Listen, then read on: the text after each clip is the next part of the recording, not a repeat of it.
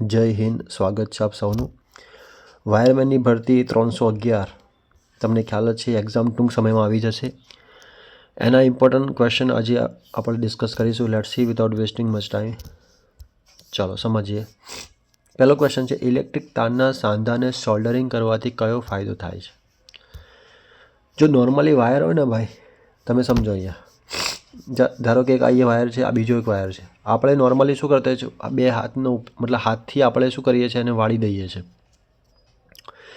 પણ એવું નથી કરવાનું.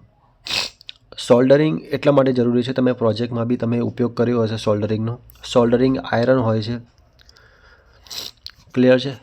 એનો તમે ઉપયોગ કરી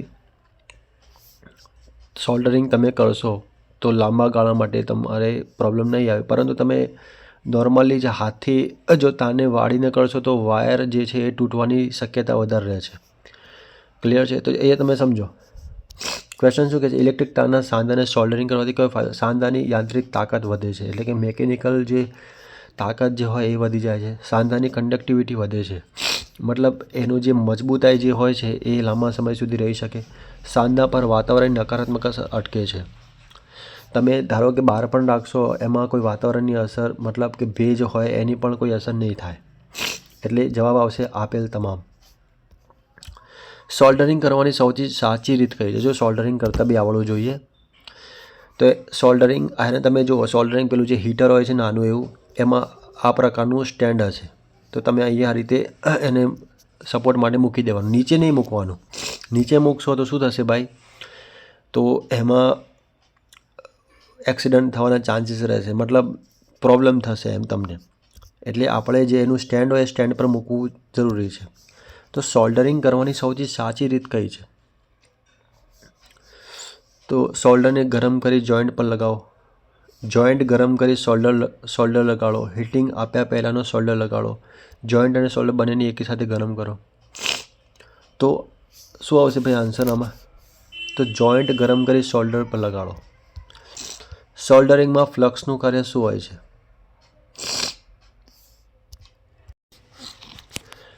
ચલો આગળ વધીએ.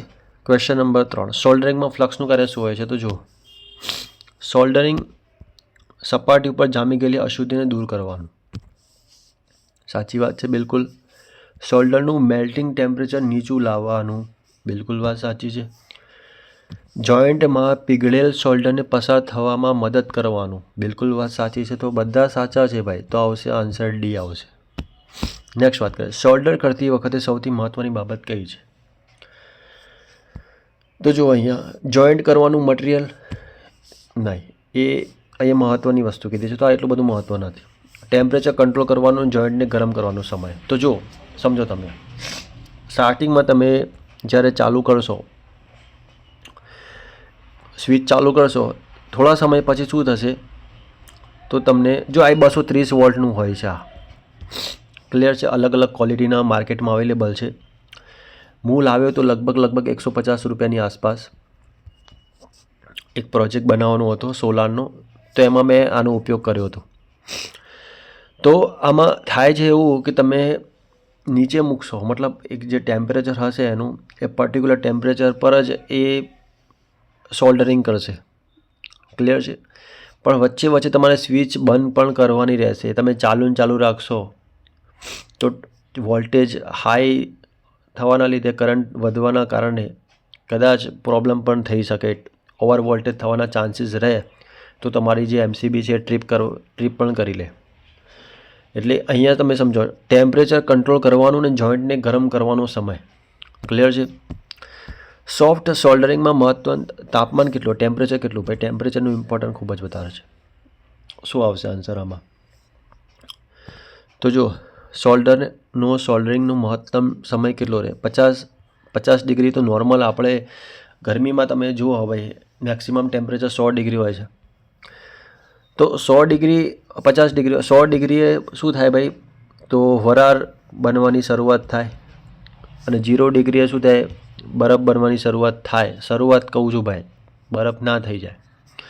185 તો એ આંકડો પરફેક્ટ નથી. આપણો જવાબ જે આવશે ડી આવશે, 300 ડિગ્રી આવશે. કારણ કે તમારે પ્લાસ્ટિકને નથી પીગળાવવાનું ભાઈ, કોને પીગળવાનું છે ભાઈ? મેટલને. સોલ્ડરિંગ માટે નીચેના ભાઈ કઈ બાબત સાચી નથી? ચાલો, કઈ બાબત સાચી નથી? તો જો અહીંયા કોપર વાયર અને એલ્યુમિનિયમ વાયર માટે એક જ ધાતુનો સોલ્ડર વપરાય છે, અને આ લગભગ ખોટું લાગે છે. આગળ વાંચી લઈએ. કોપર વાયર એલ્યુમિનિયમ વાયર માટે અલગ અલગ ધાતુનો સોલ્ડર વપરાય છે. કોપર વાયર માટે મોટાભાગે લેડ અને ટીનની મિશ્ર ધાતુ વપરાય છે. બિલકુલ સાચું. આ શું કે સાચું નથી? કોપર વાયર માટે રેઝિનયુક્ત ફ્લક્સ વપરાય. તો ભાઈ આન્સર શું આવશે? તો આન્સર આવશે એ આવશે કોપર વાયર એલ્યુમિનિયમ વાયર માટે એક જ ધાતુનો સોલ્ડર વપરાય છે. સોલ્ડરનું તાપમાન કેટલું હોય છે? ચલો, વેરી વેરી ઇમ્પોર્ટન્ટ ક્વેશ્ચન. શું આવશે ભાઈ? તો જો ઉપરોક્ત એક પણ પહેલાં વાંચી લઈએ. જોડાવાની ધાતુના મેલ્ટિંગ પોઈન્ટ કરતાં વધારે હોય છે. જોડાવાની ધાતુમાં મેલ્ટિંગ પોઈન્ટ જેટલું હોય છે, જોડાવાની ધાતુમાં મેલ્ટિંગ પોઈન્ટથી ઓછું હોય છે. તો તમારો આન્સર જોડવાની ધાતુના મેલ્ટિંગ પોઈન્ટથી ઓછું હોય છે. આન્સર આવશે એ આવશે. આટલી વસ્તુ આવડવી જોઈએ. ચલો નેક્સ્ટ જોઈએ. ઇલેક્ટ્રિશિયન સોલ્ડર માટે વપરાતા સોલ્ડરમાં લેડ અને ટીનનું પ્રમાણ કેટલું હોય છે? તો યાદ રાખજો ભાઈ, આ જે છે ફેક્ચ્યુઅલ ડેટાની કેટેગરીમાં આવશે. લેડનું પ્રમાણ કેટલું હશે? 40%. અને 60% કોનું હશે ભાઈ? ટીન. ક્લિયર છે? લેડનું 40%, ટીનનું 60% હશે. નેક્સ્ટ વાત કરીએ. ઇલેક્ટ્રિશિયન સોલ્ડર માટે કયા પ્રકારનું ફ્લક્સ વધારે યોગ્ય છે? તો જો ઝિંક ક્લોરાઇડ નહીં, બોરેક્સ આપણને નહીં આવે, હાઇડ્રોક્લોરિક એસિડ નહીં, રેઝિન એ તમારો રાઇટ આન્સર છે. 1/18 પીવીસી ઇન્સ્યુલેટેડ કોપર વાયરના જોઈન્ટ પર સોલ્ડરિંગ કરવા માટે કેટલા વોલ્ટેજનું સોલ્ડરિંગ આયન વાપરવાની ભલામણ કરી શકાય? તો 15 વોલ્ટ તો નહીં આવે, 25 બી નહીં આવે, 200 તો વધારે થશે, 65 રાઇટ આન્સર છે. સોલ્ડરિંગ કરતાં પહેલાં કેબલ જોઈન્ટને સાફ કરવા માટે સૌથી સારી મટીરિયલ કયું છે? તો સેન્ડ પેપર આવશે. કયું છે ભાઈ? Send paper. સોફ્ટ સોલ્ડર એ મિશ્ર ધાતુ છે જેનું મેલ્ટિંગ પોઈન્ટ 300 થી નાનું છે. કેટલું? 300 થી નાનું છે. લેડ 40% અને 60% ટીન સોલ્ડર મેલ્ટિંગ પોઈન્ટ કેટલું છે? મેલ્ટિંગ એટલે પીગળવું. તો આન્સર આવશે 185 અંશ સેલ્સિયસ. બ્રેઝિંગ માટે આશરે ખાલી જગ્યા ટેમ્પરેચરની જરૂર પડે. કેટલા ટેમ્પરેચરની જરૂર પડે? 700 ડિગ્રી અંશ સેલ્સિયસ. એલ્યુમિનિયમ કંડક્ટરને સોલ્ડર કરવા માટે અલકા પી બ્રાન્ડને ધરાવતું સોલ્ડર વપરાય. તેમાં કઈ ધાતુનું સંયોજન હોય છે? તો આવશે લેડ 51%, ટીન 31%, ઝિંક 9%, કેડમિયમ 9%. એટલા યાદ રાખજો તમે. ઇલેક્ટ્રોનિક કાર્યો માટે લેડ અને ટીનનું મિશ્રણ સોલ્ડરિંગ કેટલું યોગ્ય છે? તો 10% લેડ હશે, 90% ટીન હશે, ટોટલ 100% થઈ ગયું.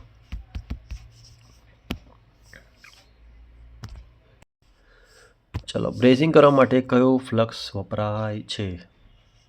તો બોરેક્સ આવશે. હાર્ડ સોલ્ડરમાં કઈ મિશ્ર ધાતુ વપરાય છે? તો કોપર અને ઝિંક વપરાય છે. એલ્યુમિનિયમ સોલ્ડરનું મેલ્ટિંગ પોઈન્ટ કેટલું છે ભાઈ? તો 170 થી 215 ડિગ્રી સેલ્સિયસ. યાદ રાખજો. ચલો, ઇલેક્ટ્રિક વાયરના સાંધા પર સોલ્ડર કરવું તો 65 વોટ. મેટલ ચેસિસના સાંધા પર સોલ્ડર કરવું 150 વોટ. બરાબર, એવો કયો આન્સર આવે છે? RS. અને ઇલેક્ટ્રોનિક કોમ્પોનન્ટ સાથે સોલ્ડરિંગ કરો તો એમાં 10 વોટની જરૂર પડશે. સૂક્ષ્મ કોમ્પોનન્ટ, તો સૂક્ષ્મ કોમ્પોનન્ટમાં શું આવશે ભાઈ? એમાં 10 વોટ આવશે અને ઇલેક્ટ્રોનિક કોમ્પોનન્ટમાં 25 આવશે. ક્લિયર છે? આટલી વસ્તુ યાદ રાખજો. તમારો આન્સર આવશે અહીંયા ડી આવશે. ફરીથી જોડકું આપેલું છે. ચાલો, પહેલામાં શું આવશે? ટીન મેન્સ સોલ્ડરિંગ, તો લેડ ટીન 50-50%. ચલો, 50-50% એટલે પહેલામાં એસ કેટલા છે? તો આ બે હા, સી નીકળી જશે. ચાલો, પછી જુઓ ઇલેક્ટ્રિશિયન સોલ્ડરિંગ શું આવશે ભાઈ? ચલો, ક્યુ. તમે જુઓ લેડ ટીન 40-60% એટલે બીજામાં ક્યુ. ચલો, ક્યુ વાળો તમે જુઓ કે આ છે. અને ત્રીજામાં આવશે ફાઇલ સોલ્ડરિંગ, તેમાં આર આવશે, એટલે તમારો જવાબ આવશે આ બી આવશે. પહેલામાં એસ, બીજામાં ક્યુ, ત્રીજામાં આર, ચોથામાં પી આવશે.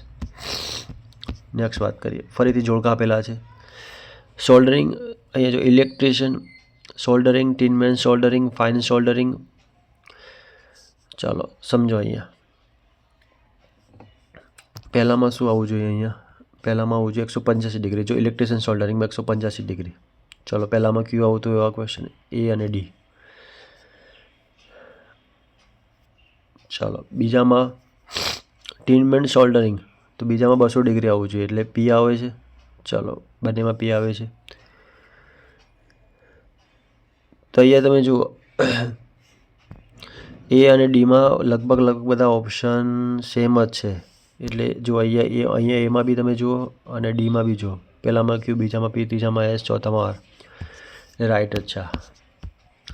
ફ્લક્સ સાધારણ રીતે નીચેના કયા સ્વરૂપમાં હોય છે? પેસ્ટ સ્વરૂપમાં. મોટર વાઇન્ડિંગ અને ઇલેક્ટ્રોનિક કોમ્પોનન્ટને સોલ્ડર કરવા માટે ખાસ પ્રકારનો સોલ્ડર વપરાય છે, તેને શું કહે છે? D resin cold solder. Clear છે? તમારો આન્સર શું આવશે ભાઈ? ડી આવશે. ક્લિયર છે? તો આ જે ક્વેશ્ચન હતા સોલ્ડરિંગ આયરના, ખાસ વાંચી લેજો, ખૂબ જ ઇમ્પોર્ટન્ટ છે exam point of view. Okay, જય હિન્દ, જય ભારત.